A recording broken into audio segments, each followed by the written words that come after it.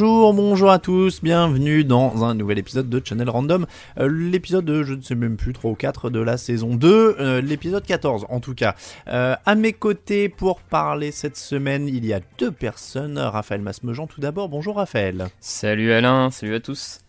L'habitué évidemment de Channel Random, mon binôme, qui est rejoint par Camille Sarabène, que vous avez déjà entendu dans une autre émission. Bonjour Camille. Bonjour. Camille, tu avais été avec nous, je crois que c'était la deuxième, c'était 2 ou 3, pour parler bière à l'époque.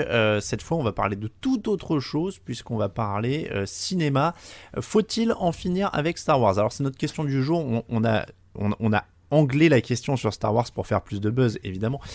Mais on va parler de saga en général. On va aussi parler de tout ce qui est héros en slip, notamment Fast and Furious, Jurassic Park, Rambo. Enfin, il y en a plein. Hein. Il y en a dans tous les sens. Vous allez voir que la liste est assez délirante. The Mandalorian a repris aussi du côté de Star Wars. C'est ce qui a notamment motivé le sujet de cette émission. Après 3 films de plus, après 2 spin-offs, après X séries d'animation, on va faire un point sur tout ça. Juste avant de lancer et la le premier saga jingle, est en train d'être. Est-ce que vous avez... Ouais, je disais que la saga en plus passe en train actuellement sur C8 ou TMC, je ne sais plus laquelle, mais. Eh ben écoute, Raphaël, tu as assuré la transition pour notre premier jingle et la bande-annonce de cette émission. On est parti. Hier soir, au moment où on enregistre, c'était Star Wars 2 qui était diffusé à la télé. Donc, générique. Je n'aime pas le sable. Il est grossier, agressif, irritant. Il s'insinue partout. Alors qu'ici, au contraire, tout est une douceur infinie et d'une grande beauté. La gêne faite réplique de cinéma, Star Wars 2 évidemment, avec Anakin Skywalker, futur Dark Vador, qui avait évidemment des sentiments sur le sable avant d'être le plus grand méchant de l'histoire du cinéma. Question très simple pour commencer, messieurs, à quel moment en est-on arrivé au Star Wars de trop ? Vous avez le droit de me dire jamais, hein, si vous trouvez qu'il n'y en a jamais trop. Camille, tu es notre invité, je te laisse commencer. Dès l'épisode 1, presque pour ma part, quoi. Après, c'est plus la manière de le produire qui a fait ce qu'il est, mais oui, c'était presque déjà trop, ou en tout cas mal produit, ouais, c'est ça. Ok, je pensais pas que tu remonterais si loin, tu vois. Raphaël, à quel moment c'est devenu trop pour toi ? Écoute, je rejoins en partie Camille sur le 1 parce que quelque part, moi la jeunesse de Dark Vador, j'en avais un peu rien à foutre. Enfin, sincèrement, j'ai jamais eu de problème à commencer une œuvre à un endroit, aller jusqu'à un autre, et j'ai jamais eu ce besoin de revenir en arrière pour comprendre comment un tel il en est arrivé là. Enfin, c'est pas quelque chose dont j'avais besoin. Donc perso, il y aurait pas eu la jeunesse de Dark Vador. J'aurais adoré les 3 films. Sur Luke, ce grand méchant, qui en fait, enfin voilà, tu vois, ça m'aurait complètement suffi. Donc je comprends en partie le 1, d'un point de vue, on va dire, histoire, cinéma, ouais, je rejoins Camille. Et après, vraiment, dans le sens catastrophe industrielle, j'avais pas besoin d'un 7, quoi. Enfin, ça, c'est encore pire que tout, quoi. Bon. On a des petits soucis d'enregistrement, mais on a bien entendu que ça a commencé au 1, Raphaël. On rappelle, Star Wars, c'est 9 films, 3 films dérivés, 5 séries télé et un grand univers étendu dont Disney s'est plus ou moins désolidarisé après 2012. On va pas rentrer dans les technicalités complètes, mais ça vous donne un petit peu l'angle, le spectre Star Wars. Juste pour dire, moi je laisserai un pass sur la prélogie au sens où elle est du même auteur que l'original. Donc je peux comprendre, enfin je lui laisse le bénéfice du doute, ou même si ça m'a pas forcément plu, de dire c'est le même auteur, c'est son œuvre, donc je dirais que c'est aller trop plus loin après la prélogie pour moi, mais je peux comprendre aussi le fait que l'enfance de Dark Vador soit pas passionnante. À quel moment, alors c'est une variante de cette question là, mais à quel moment vous avez lâché, si vous avez lâché, c'est-à-dire à quel moment vous vous êtes dit là j'en ai marre, j'ai même pas envie de regarder ce truc là. Pour moi, en fait, c'est... je veux dire, pour la prélogie, j'étais ado quand elle est sortie. Enfin, l'épisode 3 est sorti, j'avais 18 ans. Donc, j'étais dedans, j'ai bien aimé les films. Mais effectivement, après la sortie de l'épisode 3, j'ai pas tellement cherché à regarder les films. Ça ne m'intéressait plus. Alors que, par contre, j'étais à fond un peu dans l'univers Star Wars. Enfin, j'ai fait des jeux vidéo, des séries, enfin... j'étais pas mal, enfin j'ai toujours été fan de l'univers, mais finalement les films je les ai pas regardés jusqu'à finalement la sortie de l'épisode 7 Je me suis ça m'a redonné envie de tout revoir, et c'est là que je me suis rendu compte que ouais, en fait, c'était pour ça que je les regardais pas, c'est qu'ils me plaisaient pas tellement en fait. Ouais, mais du coup, est-ce que tu continues à regarder, tu vois, genre là, est-ce que tu regardes The Mandalorian? Oui, je regarde. Non, mais je suis toujours assez friand de l'univers. Donc, même si je suis critique sur les films, mais par contre, l'univers m'intéresse toujours autant. Donc, tu t'as pas encore vraiment lâché, on est d'accord? Non. Bon. Raphaël, est-ce que t'as lâché? Moi, je dirais que j'ai un peu lâché, mais après, je pense que je suis pas forcément un cas représentatif des grands fans de Star Wars, dans le sens où finalement, moi, je n'ai regardé que les films en fait. J'ai pas regardé Mandalorian, j'ai dû tomber sur 1 ou 2 épisodes des séries animées, mais sans jamais regarder plus que ça. Pour moi, Star Wars, ça a toujours été. J'ai pas lu de bouquins sur les univers. Pour moi, Star Wars, ça a toujours été les films, et donc je me suis contenté de regarder que les films en fait. Donc je les ai tous vus plusieurs fois, voilà. Donc au final, j'ai jamais vraiment lâché l'univers, parce que si tu le réduis à 6 films, 6-9 films, ça va vite, donc tu lâches pas vraiment, quoi. Mais surtout que c'était une saga, donc quand même tu vas au début de ta saga et t'essayes d'aller jusqu'au bout de celle-ci. Donc j'ai pas vraiment lâché parce que je me contente des films en fait. Est-ce que t'es allé voir Solo au cinéma? Non, j'ai eu la chance de pas le voir au cinéma, et du coup de le voir après à la télé. Je sais pas si on reparlera de Solo à un autre moment, mais j'aurais mieux fait de pas le voir, je pense. Bah, c'est de la daube, hein, tu peux le dire. Ah ouais, moi j'ai trouvé que c'était une catastrophe. De toute façon, ça c'est déjà les chiffres, box-office, tout ça ont montré que ça a été une catastrophe, hein, mais j'ai senti que ça allait être une catastrophe à cause du marketing qu'il y a eu autour, puisque pour rappel, ils avaient sorti la pub de Solo pendant le Super Bowl. Donc avec grosse hype, ça devait être incroyable. Et en fait, plus on s'approchait de la date de sortie, moins Disney communiquait dessus en fait. Il y avait de moins en moins de com autour du film, donc déjà tu sentais qu'il y avait une espèce de... Ça tournait pas très clair, parce que normalement les Star Wars t'en bouffent de la bande-annonce pendant 6 mois avant la sortie. Or là, progressivement, le film a disparu des radars. Et tout d'un coup, tiens, il sort en mai au fait. Et donc je sentais qu'il y avait une couille dans le pâté, comme on dit. Mais alors, Solo, c'est un peu le même problème d'ailleurs que d'autres films récents de Star Wars. Est-ce qu'il sert à quelque chose? Est-ce que la dernière trilogie sert à quelque chose, par exemple? Ou est-ce qu'on est définitivement rentré dans l'âge des franchises, de l'industrie, du fanservice? Non, t'as bien résumé le truc. Je pense qu'elle sert pas vraiment. Elle aurait pu, hein, t'aurais pu faire quelque chose avec ce qui restait de l'univers, et faire quelque chose de bien. Mais je pense que finalement, oui, ils sont perdus. Ils ont produit ça. Ils ont produit un peu 3 films à la suite sans vraiment avoir une cohérence de trilogie, avec des attentes au niveau du box-office, des attentes au niveau de ce que les fans recherchent, comment c'est vendu. Donc effectivement, ils sont perdus dans une production qu'ils maîtrisaient pas totalement.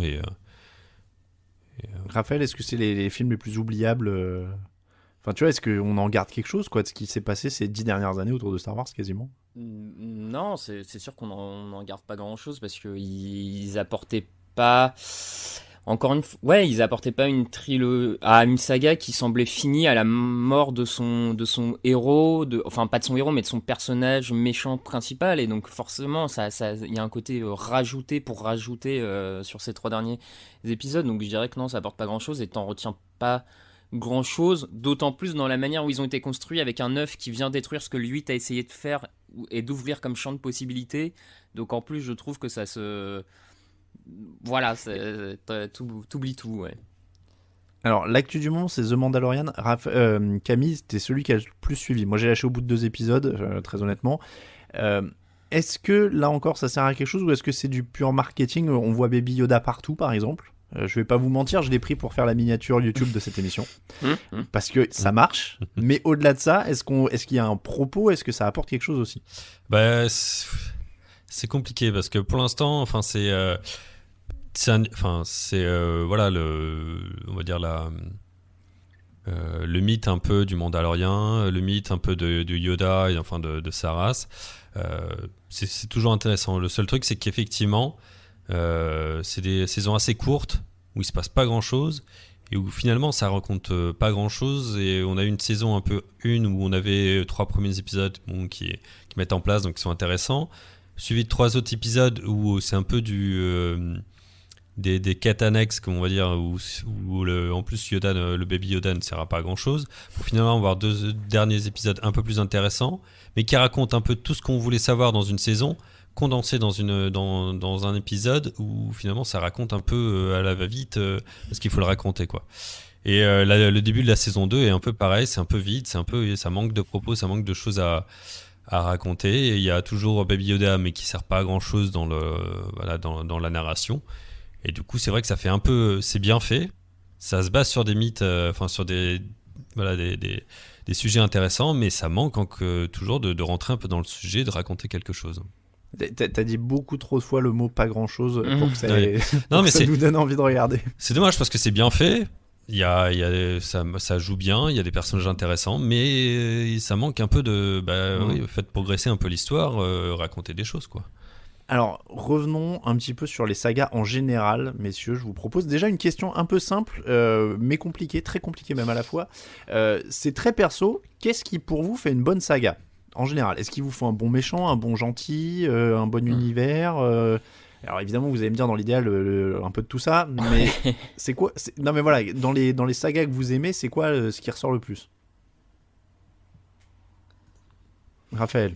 Tu vois, t'as dit Dark Vador, t'as fait la confusion en disant Dark Vador le héros et le méchant, tu vois. Oui, Dark oui, Vador, oui. c'est Star Wars, quoi. Ouais, non, mais oui, il faut, je dirais forcément, effectivement, un personnage un peu emblématique que tu as envie de suivre, dont tu as envie de percevoir un peu la destinée qui lui est promise tout au long de la saga. Donc, ouais, je pense que c'est avant tout une histoire de personnage. Pour moi, personnellement, je pense que c'est avant tout une histoire de personnage plus qu'univers, parce qu'au final, il y a pas mal de sagas que j'aime bien qui se déroulent dans plein d'univers différents, donc j'ai tendance à dire que l'univers est peut-être pas si important que ça. C'est plus vraiment le destin d'un ou de plusieurs personnages et les quêtes, on va dire, même si c'est pas forcément le bon terme, mais et ce qui va être construit autour de ce personnage en termes d'histoire. Camille, qu'est-ce qui est important pour toi? Déjà, il faut savoir si on vraiment se pose dans le type saga cinématographique, vraiment cinéma. Je pense qu'il y a la forme qui va importer beaucoup, dans le sens il faut quelque chose qui dure un certain nombre de films et qui va pas s'étendre. Il faut vraiment quelque chose qui la saga au départ Star Wars, c'est les 3 films. Il y avait vraiment un début, une fin. Même s'il y avait des choses qui pouvaient se continuer, mais il y avait vraiment un arc narratif qui se durait sur quelques films et qui vraiment s'arrêtait. Et donc qui racontait quelque chose et qui donc avait une conclusion. Et donc après, je pense que comme on est dans le cinéma aussi, donc faut pas que ça dure des années. Enfin, faut pas que ça dure un nombre incalculable de choses. Faut pas que ça traîne en longueur. Il faut que ça soit assez fort pour que ça tienne finalement dans les 2 heures ou un peu plus de films, parce que finalement c'est peu par rapport à ce qu'on peut maintenant connaître avec les séries télé, ce qui change pas mal de choses maintenant dans la façon de faire des films aussi, c'est que on raconte pas la même chose dans une série qui est télé qui va durer 10 épisodes, qui va faire pratiquement 4 heures de contenu par an et qui va faire au moins 2 saisons le temps qu'un film se fasse, que dans un film qui va faire 2 heures et qui doit être très, très efficace, quoi. C'est vrai, ça c'est vrai que c'est un nouveau moyen de comparaison qu'on a aussi. Et toi, là? Parce que tu nous demandes, mais toi, qu'est-ce qui... Oui, c'est vrai, je me suis mis à poser des questions, c'est un vieux réflexe. C'est un tic. Oui. Non, mais après, moi je pense que c'est un peu ce qu'on disait avec Dark Vador, il faut un bon méchant, il faut quelque chose de fort. On va parler d'autres sagas où il y a en effet des univers un peu originaux. Tu vois, je pense Jurassic Park par exemple. Évidemment, c'est le côté... dinosaures, etc. Les personnages sont pas forcément fabuleux, mais il y a un truc, moi, tu vois, c'était quand j'étais gamin, tu t'accroches avec les dinosaures et ce genre de trucs-là. Mais dans l'ensemble... Après, est-ce que les dinosaures sont pas des personnages en soi, hein? Oui, c'est vrai. Le T-Rex, c'est presque un personnage en soi, au final, dans Jurassic Park, hein, je veux dire, c'est... Ouais, c'est vrai, et c'est lui le grand méchant, au final. Donc, ouais, oui, tu vois, c'est presque... Mais moi je pense que c'est ça, c'est un peu ça se joue souvent sur la qualité du méchant, quasiment la qualité d'une saga, parce que tu le vois, des fois les gentils sont pas non plus les plus, ceux qui t'inspirent le plus, ou ceux, alors je sais pas si c'est le bon mot parce qu'on va croire que je m'inspire des méchants, mais tu vois, l'idée c'est que j'ai envie de dire quoi, en général un bon méchant, il va tenir un truc, alors que des fois, bon, les gentils sont dans leur rôle et c'est plus difficile d'être original là-dessus. Après, on a eu, tu vois, dans les séries, plein d'anti-héros, les Dexter, les trucs comme ça, ces dernières années, ça s'est développé. J'ai pas l'impression qu'il y en a encore beaucoup dans les sagas, tu vois, c'est plus un truc de série. Oui, d'autant qu'il faut du temps aussi pour développer un personnage, donc c'est pas toujours facile avec un film. C'est ça. Donc ouais, je pense qu'on est aussi là-dessus, sur les personnages et plutôt sur les méchants. Ce que je vous propose, parce que pour la structure de cette émission, il y a un truc simple, moi, que je peux vous proposer, que j'ai regardé un peu sur Wikipédia, c'est que je vous donne par ordre, on va parler donc des franchises et des sagas. Alors on fait la différence, Camille, tu l'as bien fait en préparant l'émission. Saga, on dit continuité dans l'histoire. Franchise, c'est le même univers, mais pas forcément de continuité. Et on peut être les deux en même temps, c'est-à-dire Star Wars est une saga, les films ont la même histoire, développent les mêmes histoires, et sont dans le même univers. Donc je vous donne les franchises qui ont fait les franchises ou saga qui ont fait le plus de films. Vous me dites si ils sont allés trop loin, pas assez loin, s'ils se sont arrêtés au bon moment, ou si c'est vraiment de la merde. On est d'accord ? Ok, allez. Bon, on est parti donc sur la liste des grandes franchises cinématographiques du 21e siècle. Je vous le dis tout de suite, j'ai commencé à 5 films. J'ai rien en dessous de 5 films parce qu'il y en a tellement au-dessus. Mais ouais, il y en a tellement au-dessus. Alors, en fait, la page Wikipédia commence à 4, de toute façon. C'est-à-dire que pour eux, 3, en fait, il y a tellement de trilogies. Tu vois, on y passerait des heures, rien que les parrains, les trucs comme ça. C'est dommage, on rate. Ouais. Alors, vas-y, sinon, dis-moi, en dessous, on peut parler de ce qu'il y a en dessous quand même. Non, mais parce que tu penses tout de suite aux parrains, non ? Je pense aux parrains, ouais, aux parrains en saga en 3 et puis à Retour vers le futur, quoi. Ouais. Mais alors justement, après, c'est aussi un débat. Est-ce que au-dessus de 3, c'est déjà trop ? Moi, je pense que ouais, j'aime bien. Alors, pourtant, je suis pas, je suis pas religieux, mais je trouve que le 3, une forme de les triptyques, ça marche bien en fait. Comme tu as dit, sorte de philo à l'époque, tu vois, je trouve qu'il y a un certain sens avec 3. Je pense qu'il y a quelque chose de très. Ouais, non, vas-y. C'est un bon projet de comédie française, ça, thèse, antithèse, synthèse. Ouais, voilà, trilogie. Tu vois. Voilà. Camille, 3 ou plus ? Ouais, non, c'est vrai que faut pas forcément aller beaucoup plus. Surtout que finalement, plus tu vas faire long, plus tu vas vouloir faire des arcs narratifs qui vont pas forcément être qui sont là pour faire durer les choses plutôt que pour raconter quelque chose. Voilà, alors, c'est quoi ta trilogie référence dans ce cas-là ? Non, mais c'est vrai que Retour vers le futur dans le côté grand public mais efficace, c'est vrai que ça marche vraiment bien, quoi. Ouais, clairement. C'est marrant, c'est celui qui est revenu le plus. On en a parlé même dans la rédaction de TDA. C'est celui qui revenait le plus. Le parrain, t'es sensible. Je sais que Raphaël adore le parrain. Toi, Camille, il y en a pas eu plus que 3 le parrain. Il y a pas un 4. Non, à part s'il y en a un secret caché, une version. Non, je sais pas. Je posais la question. Je savais pas. Non, je vois pas. Ouais. Après, j'ai pas vu les 2 et 3 du parrain, j'avoue, donc Oh là là. Raphaël, il va pas être content. Moi, je les ai pas vus non plus, hein, mais Raphaël, il est pas content quand on dit ça. Après, on est peut-être un peu autre part, là, on est presque dans le film d'auteur. Enfin, oui, c'est un peu différent. Ouais. C'est un peu différent, mais évidemment, ouais. Bon, alors préparez-vous à tailler parce que là je vais vous donner des trucs qui sont allés beaucoup trop loin. 5 films, messieurs, de 1993 à 2018, 8e franchise la plus rentable de l'histoire du cinéma. C'est dans l'actu parce qu'il y en a un autre en projet. Je vous donne le pitch du prochain.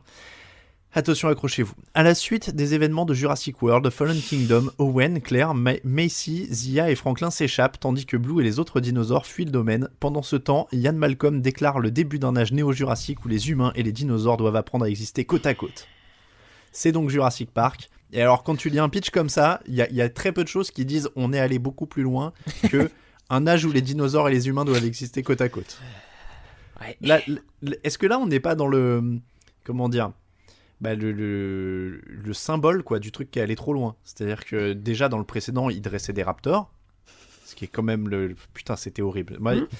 Raphaël, il a trouvé un tweet, il me l'a envoyé cette semaine, où il y avait un mec qui disait, en sortant de Jurassic World Fallen Kingdom, C'était quoi? C'était. On va essayer de le faire de manière polie, mais c'était. Non, mais tu peux le dire. Eh ben, Non, je de crois mémoire, que c'était on a chié dans ma bouche et sur mes rêves d'enfant, un truc comme ça. Enfin. Ouais, et ben franchement, c'est horrible. J'étais gamin quand Jurassic Park est sorti. Franchement, c'est les 2 derniers là, mais quel enfer, putain, quel enfer. Genre, tu dresses pas des raptors, quoi. C'est un peu d'ailleurs montrer que Anakin Skywalker, Dark Vador, était une grosse pleureuse en fait. Tu vois, c'est un peu la même chose, quoi. Ouais, puis il y avait vraiment le côté dans les premiers, voilà, c'était c'est pas tout à fait un film d'horreur, mais c'était un peu le danger total des monstres qui s'échappent.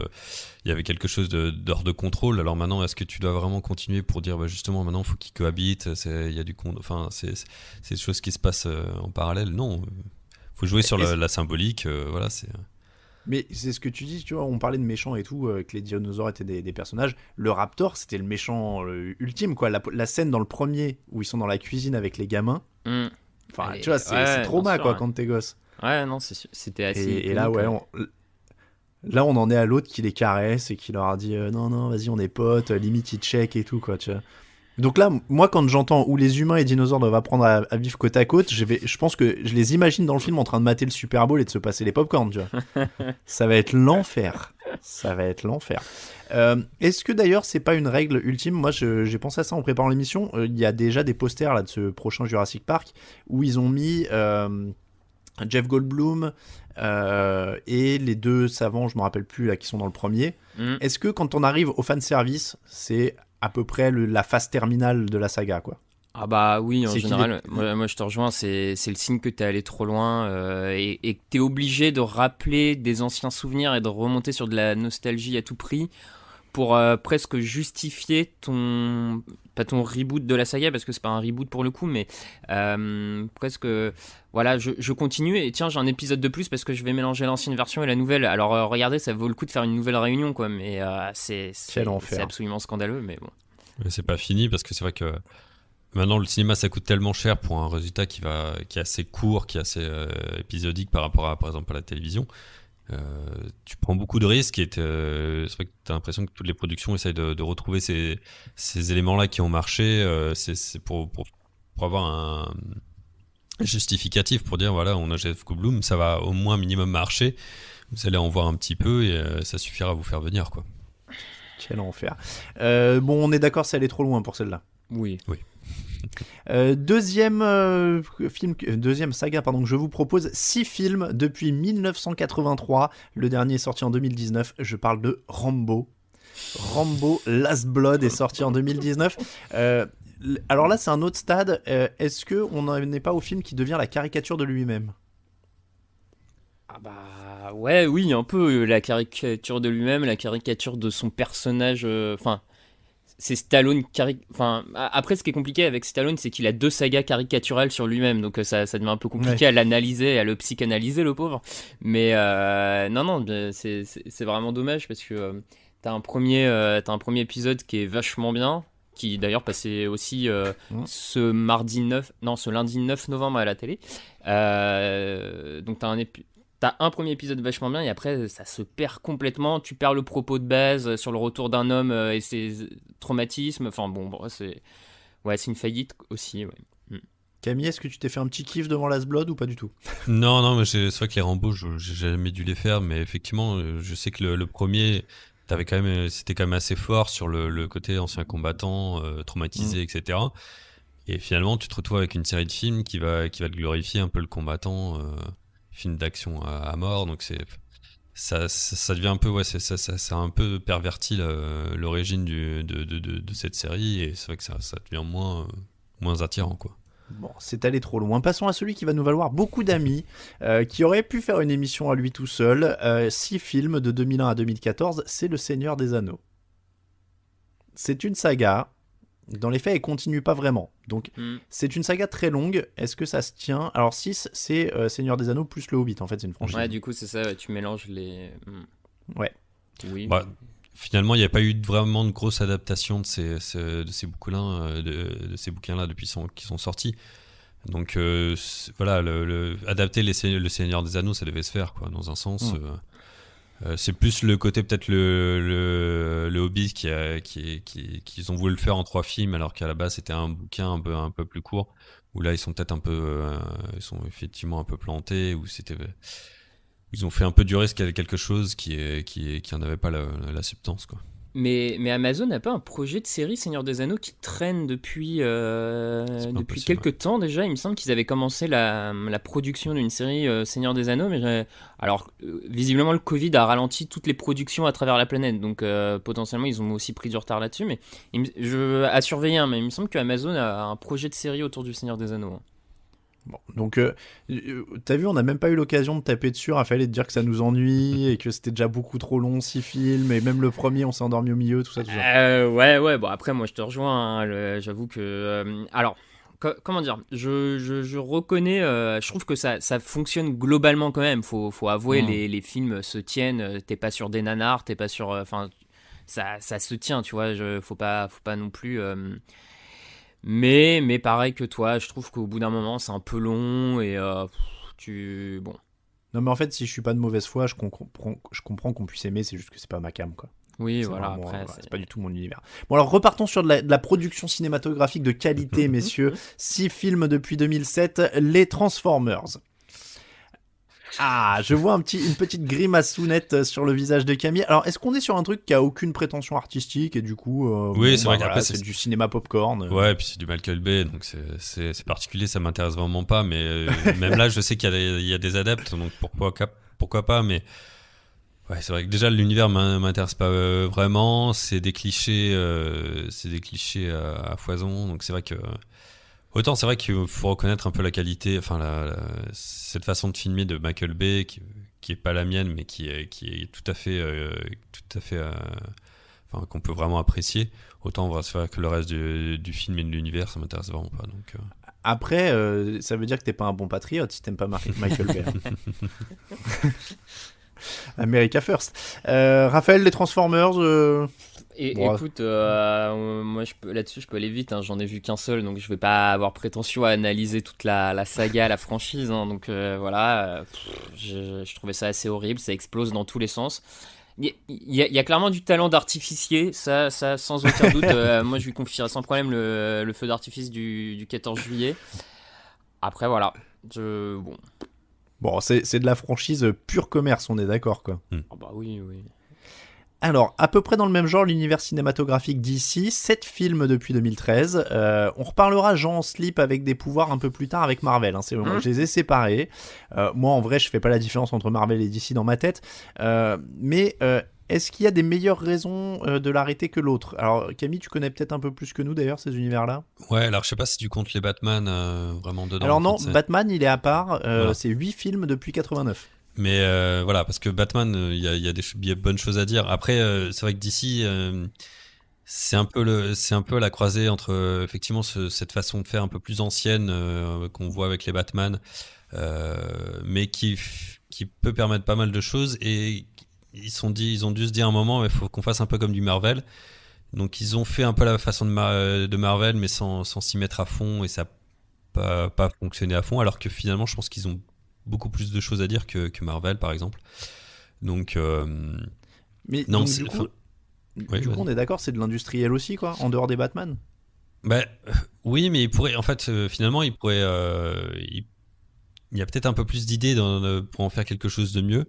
Mais comme ils se sont dit il faut qu'on fasse sur Marvel, je pense qu'ils sont un peu ratés sur ce que là, mais je pense qu'ils se sont rendus compte quand on voit le Justice League, Suicide Squad, ils ont bien vu que ça n'a pas marché comme ils voulaient, parce qu'ils ont fait certainement un peu trop du Marvel.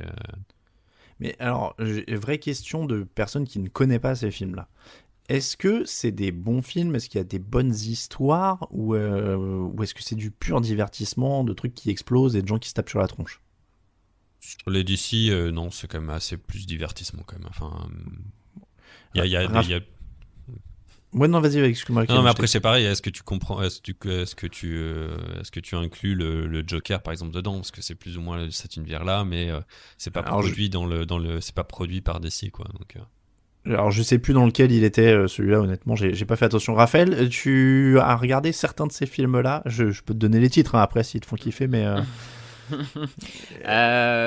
Oui, j'en ai vu certains. Bon, alors moi de base, les hommes en slip ou pas en slip, les femmes en slip ou pas en slip, c'est pas trop mon dada, on va dire. Hein, donc j'avoue que j'ai jamais été un grand adepte. Après, je trouve que l'avantage du coup de ces franchises-là et de ces univers, c'est quand même la possibilité de, au final. Enfin, je suis pas choqué par le fait que t'aies plein de films qui sortent de ces univers, vu que c'est plein de super-héros différents, plein d'histoires différentes, si tu veux. Je suis moins choqué par le fait de faire 7 films basés sur l'univers DC que 6 films sur l'univers Jurassic Park, tu vois. Enfin, moi, C'est vrai. je trouve que ça se justifie plus du fait que t'as plusieurs héros, plusieurs histoires, enfin.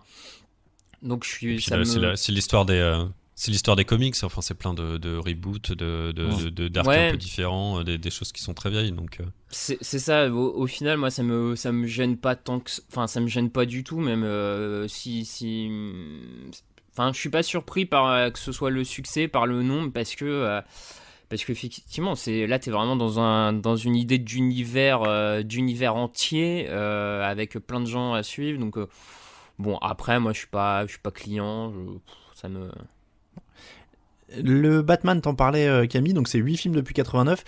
Là, c'est vrai que ça a l'air différent parce qu'il y a des vraies interprétations, il y a des vrais choix de réalisateurs, il y a des, tu vois, il y a quand même Nolan, Burton, enfin il y a des mecs qui sont passés qu'on reconnaît plus que sur les autres.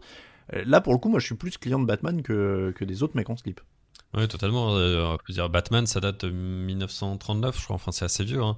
Donc, c'est un mythe qui est assez vieux, qui s'est bien construit. Et pourtant, ils se sont permis de pouvoir enfin, à chaque fois, c'est des reboots, donc c'est presque un peu dommage. Mais chaque fois, ils ont donné 2 films à Tim Burton, qui a fait à sa patte. Même le deuxième.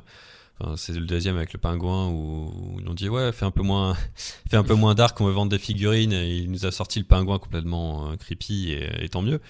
Tu parles de celui des années 90 là ? Ouais, c'est ça. Ouais. Putain, il fout les jetons celui-là. Moi j'étais Non, gamin. Non, mais c'est ça. Et finalement, tu dis, ben voilà, en 89, ils ont réussi à sortir ça, à donner les clés à un réalisateur. Après, on aime ou pas Tim Burton, mais au moins, voilà, ça avait un certain cachet. Après, il y a eu 2 films, les 2 films de Joel Schumacher, un peu moins.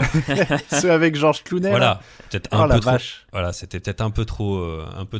Mais par contre, après, voilà, ils ont relancé avec Christopher Nolan, ou qui apparaît, c'est une patte d'un certain réalisateur, c'est un propos. Donc il y a des choses à dire, même si effectivement, pareil, on est fan ou pas de ce réalisateur, mais au moins il y a quelque chose qui vient avec cet univers-là. Et pareil, derrière, tu as le Joker qui est un peu en dehors, parce que c'est plus ou moins officiel comme adaptation, mais c'est pareil, c'est une vraie interprétation avec un propos. Pareil, c'est pas un film je suis pas totalement à fond sur le film et sur le propos du film, mais au moins, voilà, il y a des choses qui se passent. Et c'est un peu le bon exemple de ce que tu peux faire. C'est pas, voilà, même si les films Star Wars sont pas été très bons ces derniers films, l'univers n'empêche pas que tu reprennes avec une autre histoire, avec un réalisateur, de donner les clés à un réalisateur qui a un peu des couilles, qui a un propos comme ça à donner, parce que l'univers le permet, et voilà quoi.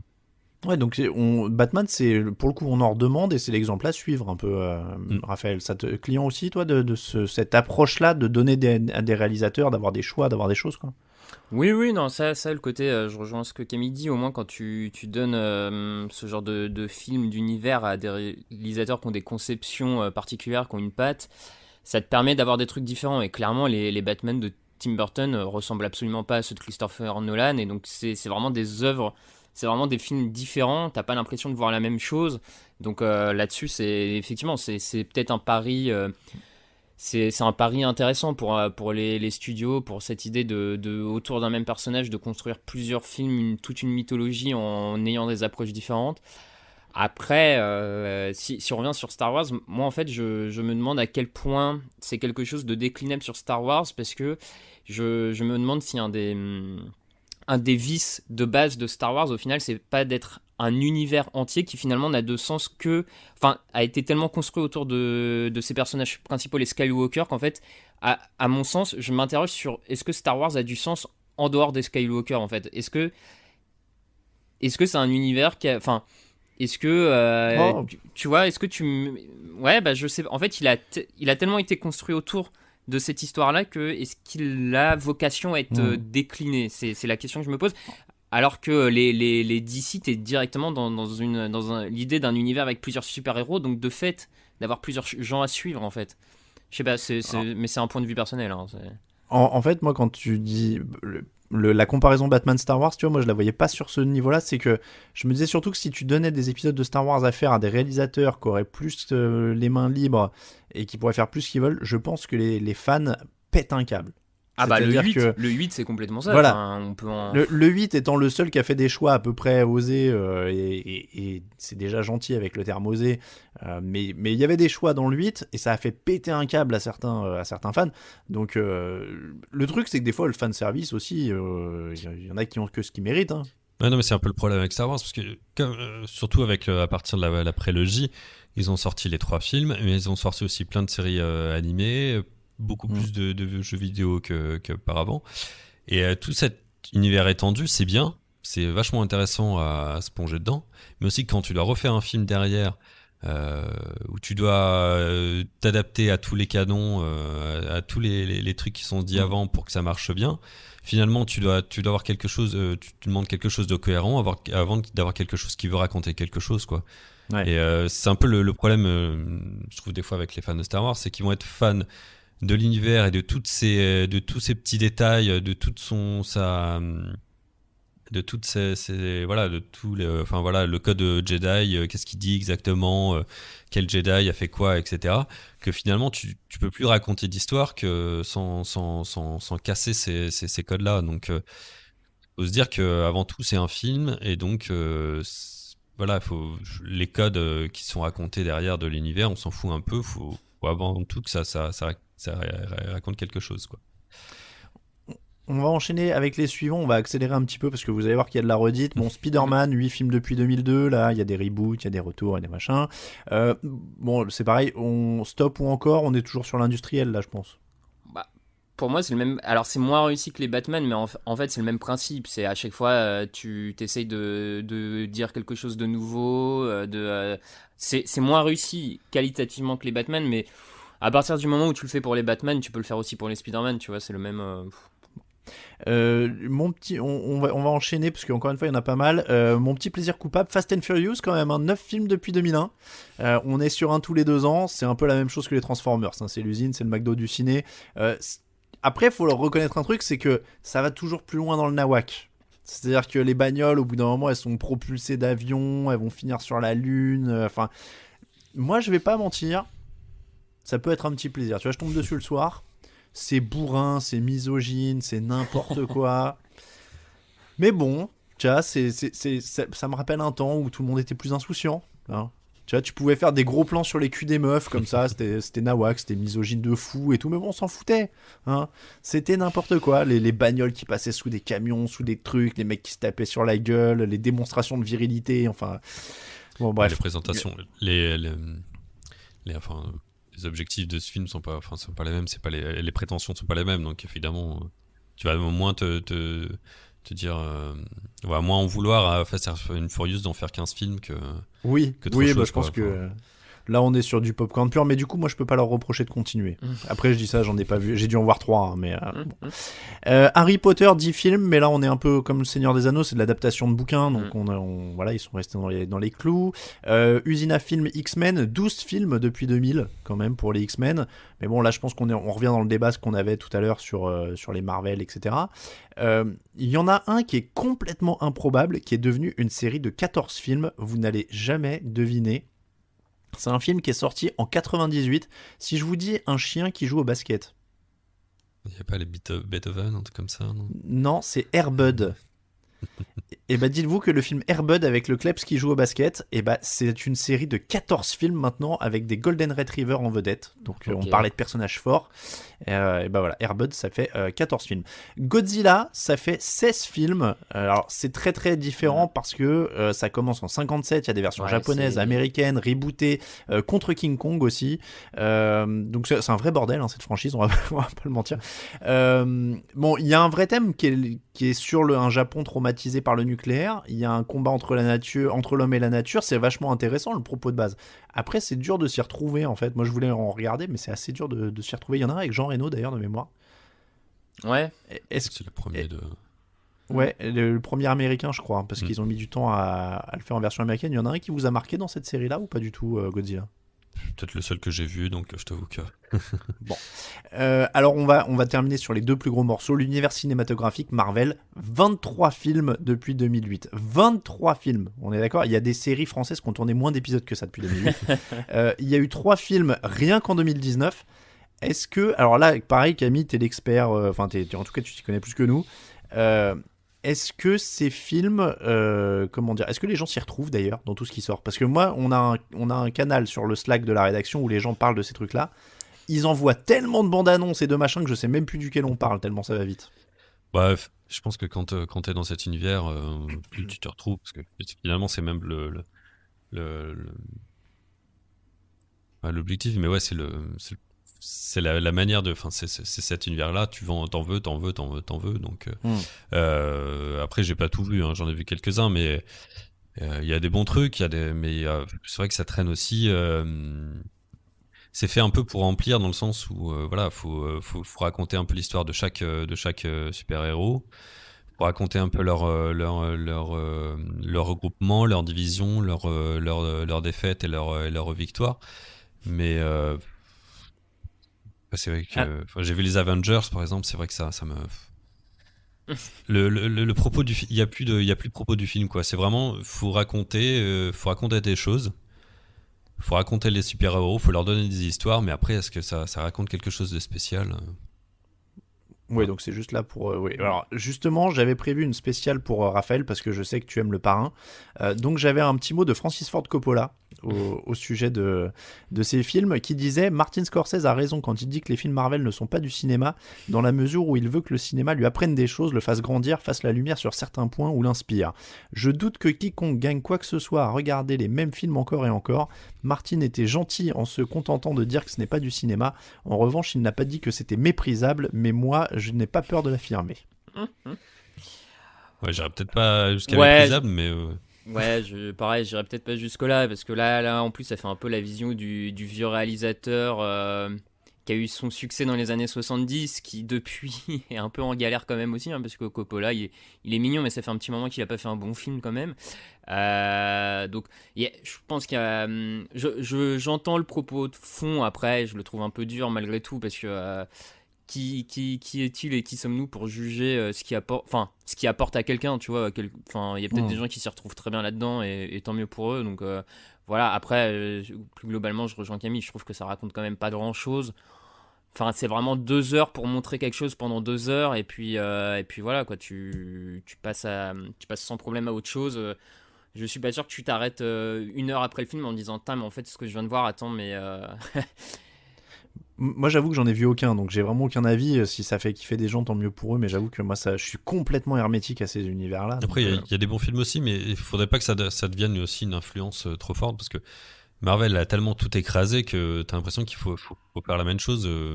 Les Star Wars, la dernière trilogie, c'est un peu à cause de Marvel aussi, parce que fallait un peu faire la même façon, et même des choses quand on voit les adaptations de Harry Potter, de grands trucs comme ça, de sagas un peu qui sont basées sur des bouquins, c'est pareil, tu peux plus faire quelque chose t'as l'impression que tu peux plus faire un film qui se tient tout seul. Tu peux plus faire même... on dit que c'est là... Enfin, est-ce qu'on peut faire encore des sagas au cinéma? Mais en plus, on peut même plus vraiment faire de films tout seul, sans suite, qui racontent juste une chose. Donc... effectivement, c'est plus l'influence que ça va avoir sur les productions qui m'interpelle, quoi. Alors, le tout dernier, messieurs, celui-là, il est tout à fait dans un style différent, et il sera bientôt dans l'actu. D'ailleurs, il y en a un qui est en route, qui devrait bientôt être en salle. Il a été retardé par la Covid. C'est James Bond. 24 films de 1963 à 2015. Alors, du coup, 2020, il y en a un qui arrive. Est-ce qu'il est encore cool, James Bond? Parce qu'à une époque, c'était quand même un peu le summum de la classe, quoi. Ouais, c'est encore cool. Enfin, j'ai en tête Casino Royale parmi les derniers, était quand même vachement bien dans mon souvenir. Peut-être ceux d'après Skyfall, tout ça un peu moins, mais moi je trouve ça toujours pas mal. Après, comme tu dis, c'est quand même très différent en termes d'univers par rapport à tous les autres, parce que là c'est. Mais moi je trouve ça sympa. C'est un film d'espionnage à chaque fois à prendre séparément presque. Hein. Tu peux, enfin, Ah oui, oui. y a aucune continuité, donc tu les prends séparément. Moi je continue à trouver que ça coule. Donc, C'est un peu adaptable à l'infini, quoi. Enfin, tu ouais. auras toujours besoin d'un agent secret dans 20 ans, dans 50 ans, tu pourras toujours faire des films un peu dessus sur cet univers-là, parce que c'est totalement adaptable, quoi.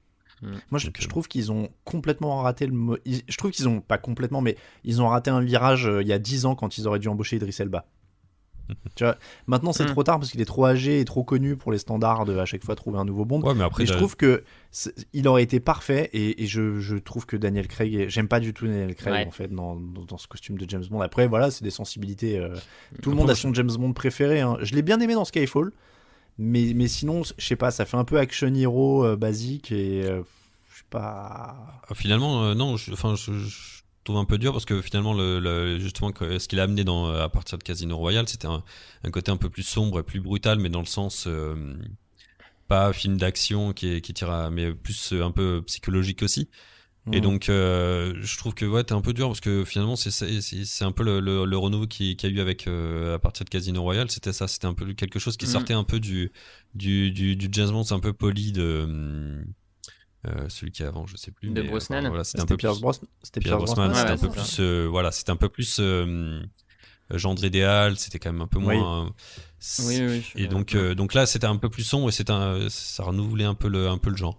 Même si effectivement les deux derniers, moi, me plaisent moins et se perd un peu ce côté-là, mais finalement, c'est pour ça que je dis que ça peut être aussi adaptable, c'est que t'es pas à l'abri d'un renouveau d'un acteur qui va apporter vraiment quelque chose de nouveau, comme l'a fait un peu Daniel Craig pour moi. Voire d'une actrice, Non, mais parce qu'il y a des rumeurs, Oui. comme quoi le rôle pourrait être confié à une actrice. Donc, Mais après, comment dire, là où je me suis mal exprimé, Camille, je suis d'accord sur le fait que dans le propos, il était en effet plus moderne et un peu plus nuancé, Daniel Craig, mais c'est vraiment moi sur Daniel Craig en lui-même, parce que je trouve qu'il joue ça, mais avec deux expressions de visage, et donc du coup, le côté nuancé et plus sombre, il me touchait pas du tout, quoi. Donc c'est plus ça éventuellement qui m'a embêté. Bon, James Bond, donc on continue. Raphaël, ça va être l'heure de passer au quiz, et c'est toi qui as préparé. attends, juste si je peux me permettre, Dis-moi. par contre, dans ton tableau, il manquait quand même les Rocky, qui sont allés à plus de 3 films. Alors en fait, ouais, je les ai pas tous faits parce qu'il y en a tellement. Pour te dire, il y a même Predator à 6 films, Ouais, il y a les Alien à aliens. 7. Et Il y en a juste, 10 tonnes. si je tenais quand même à mentionner, alors je sais qu'ils ont fait que 4 films, du coup ils rentraient pas dans vos critères de base, mais je voulais rappeler à quel point le Indiana Jones 4 avait détruit la saga, qui était jusque-là probablement la meilleure saga avec 3 films, et qui s'est fait totalement détruire par le 4e, qui est une honte. Voilà, c'est tout. C'est tout Alors, pour moi. Je voulais juste Oui, finir là-dessus. j'allais vous dire, je vous les donne en vrac, hein, mais il y en a plein. Die Hard, c'est 5 films, Toy Story, c'est 4, par exemple, même Scary Movie, hein, c'est 4, si vous voulez. Scream, 4 films, Men in Black, 4 films, Mad Max, 4 films, Les Visiteurs, je vous ai pas... Voilà, mais il y en a des tonnes. La vérité si je mens, j'ai pas fait L'Âge de glace parce que c'est de l'animation. Taxi, c'est 5 films. Bon, je vous ai épargné de parler de la saga Taxi. On a fait, alors attendez, 6 films. Il y a Mission Impossible qui est sur 6 films, Predator, Terminator. Voilà, il y en a énormément. Donc j'ai fait une petite sélection. Mais t'as raison, oui, c'est vrai que Rocky c'était 8 aussi. Saw, c'est 8. On n'a pas fait de film d'horreur, mais il y a Saw. Voilà, donc Freddy, c'est 9 films. Il y a des trucs, moi, La Planète des Singes, 9 films. Il y a des trucs, moi, qui m'ont. Vendredi 13, il y a 11 films. Ah oui, bah les vendredis 13, ouais, c'est une sacrée arnaque. Bon, bref. Je savais pas. Je sais pas si t'as eu l'occasion d'en voir un, mais. Non, même pas. Eh ben, ne perds pas ton temps. Bon, voilà. Star Trek, il y en a 12, par exemple. Tom et Jerry, 14. Bon, là, Voilà. On va donc enchaîner avec le quiz. Raphaël, c'est toi qui étais aux commandes cette semaine. Alors, on t'écoute, c'est parti. Ouais, alors je précise avant, j'ai décidé de changer un peu de format de quiz et je suis parti sur une sorte de Kikadi. Donc je vais vous proposer des petites citations issues des films Star Wars et l'idée c'est que vous essayez d'en trouver quel personnage a dit a fait cette citation et si vous êtes très fort dans quel épisode de Star Wars, hein, si là c'est pour le niveau. Ok. Mais vous verrez, au ton des citations, vous pouvez retrouver certains épisodes assez facilement. Vous verrez, il y a pas de, des fois ça peut être simple. Tu fais les imitations aussi ou pas? Ah ouais, non, je suis pas assez calé, hein. Je suis pas assez calé, mais j'aurais bien aimé, c'est vrai, ça aurait pu être pas mal, mais bon, tant pis. Alors, première citation, un classique de Star Wars qui m'a toujours fait rire. Est-ce que t'es un ange? Ah bah c'est Ça pas doit être Anakin. Anakin dans l'épisode 1, je pense. Ouais, c'est ça. Anakin a Padmé qui lui demande est-ce que t'es un ange? Bon, C'est mignon. c'est mignon, hein? C'est mignon. Alors, ensuite, j'en ai un nombre, un nombre impair, comme ça on pourra vous départager même. Je pourrais Ça marche. compter les scores. Deuxième, un Jedi utilise la force pour la connaissance et la défense, jamais pour l'attaque. Bah, c'est Obi-Wan, non? Ah, peut-être Qui-Gon Jinn, épisode 1 aussi, mais... Non, Non, toujours pas. Bah Yoda alors dans ce cas-là. exact, c'est Yoda. Et alors, est-ce que t'as une idée de quand? Ah, pour Épisode dans 2, je l'épisode pense. 5.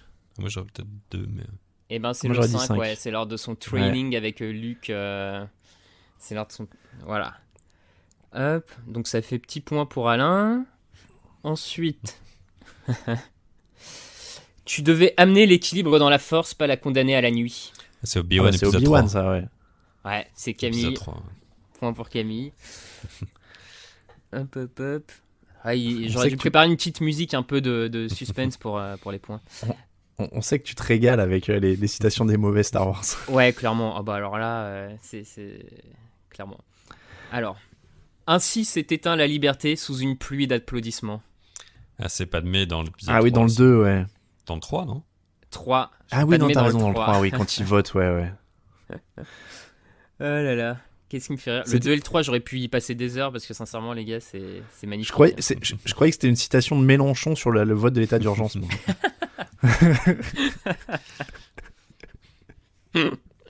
C'est fort probable. Ensuite, tu sais contrôler ta peur, maintenant libère ta colère, seule ta haine peut me détruire. Ah bah c'est Palpatine. Ah. Dans les épisodes 6 et 9, vu que c'est les mêmes. Ou Vador dans 6. Alors c'est Vador, bien Vador, Ah oui, Vador. mais Ouais. Dans du le coup c'est cinq. pas Dans le six. 4.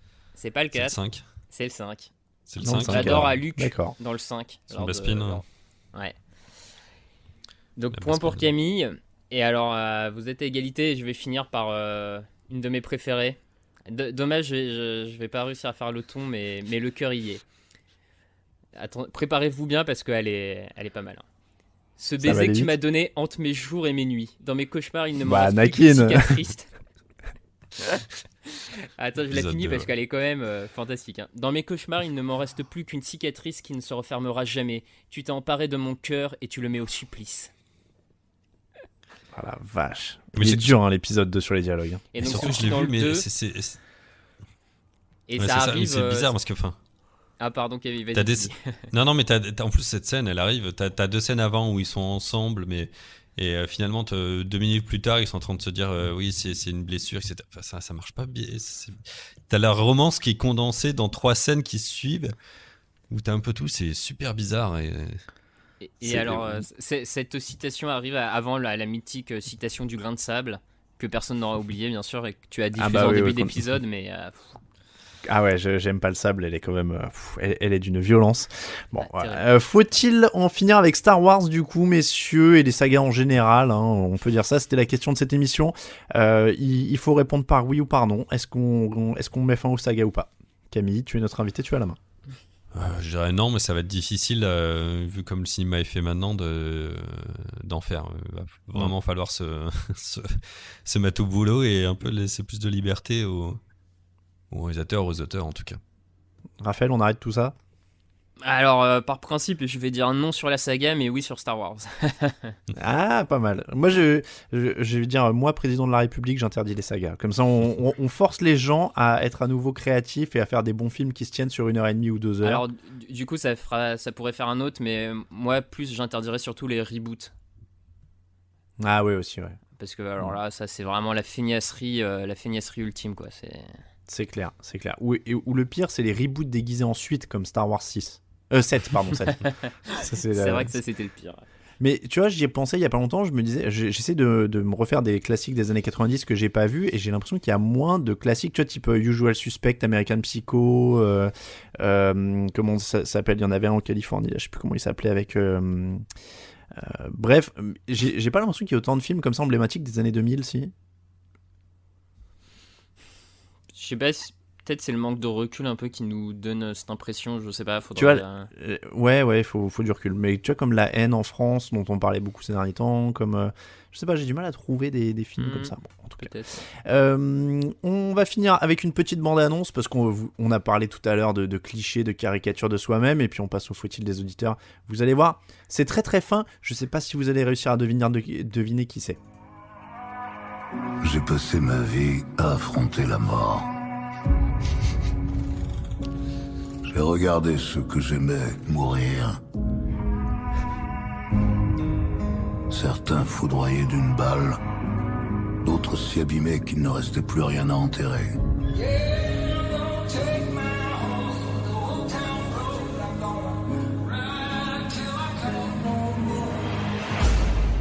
Toutes ces années, j'ai gardé mes secrets. Mais l'heure est venue d'affronter mon passé. On est quand même entre le sketch des Guignols et le sketch des Inconnus, là, sur le Stallone dans Last Blood. Ouais, non, cela dit, c'est quand même le doubleur, c'est un des doubleurs les plus mythiques. Hein. Je crois que la voix de Sylvester Stallone, tout le monde peut la reconnaître. Enfin, c'est incroyable. Les doublages des années 90, c'était très bien, hein, ça, mais là, moi j'ai entendu cette bande-annonce, mais j'étais mort de rire. On dirait un sketch, quoi. Tu vois, c'est vraiment... c'est un sketch des Inconnus, moi, quand j'entends ça. Ouais. Bon, les fallait-il des auditeurs, on n'en a pas sous la main, parce que je vais pas vous mentir, je les ai pas tous regardés. N'hésitez pas. Non, mais parce qu'en fait, c'est pour ça qu'au début je demandais à les mettre sur les commentaires iTunes, parce que c'était plus centralisé, et Twitter, il faut que j'aille tout le temps jeter un œil, et du coup, comme je suis de moins en moins sur Twitter, en plus, j'ai pas l'œil tout le temps dessus. Mais il y a plein de bonnes idées, on en a dans les tuyaux. Je peux vous le dire, on va reparler bière, notamment avec les camarades de Binous USA. Dans les semaines à venir, et puis on a des choses en stock. On a été contacté par un de nos auditeurs adeptes du survivalisme qui nous a envoyé des explications très intéressantes, donc on va creuser là-dessus aussi pour voir ce qu'on peut faire. Donc non, il y a plein de choses en stock. On va pas rappeler toute la liste, surtout que là on a déjà fait long. On va pas rappeler toute la liste qu'on a déjà fait la semaine dernière, dans l'émission de la dernière fois. Mais en tout cas, on a pas mal de choses en stock, hein. Je rappelle un petit peu, mais peut-on faire n'importe quoi avec la bouffe? Faut-il regarder des films de sport, se préparer à la fin du monde? Donc on en avait parlé. Regarder Top Chef, les réseaux sociaux, se mettre au télétravail, c'est vrai, en plus c'est d'actualité. Donc voilà, il y a pas mal de choses, n'hésitez pas à nous dire sur les réseaux sociaux celles que vous préférez. C'est @randompod sur Twitter et sur Facebook. Camille, est-ce que tu aimes Christophe Ondelat? C'est juste pour savoir si tu as le droit de rester. J'avoue, je suis pas, enfin, c'est pas que je suis pas fan, mais je connais pas beaucoup, donc je serais pas d'une grande aide. Adieu, Camille. Je vais couper son micro.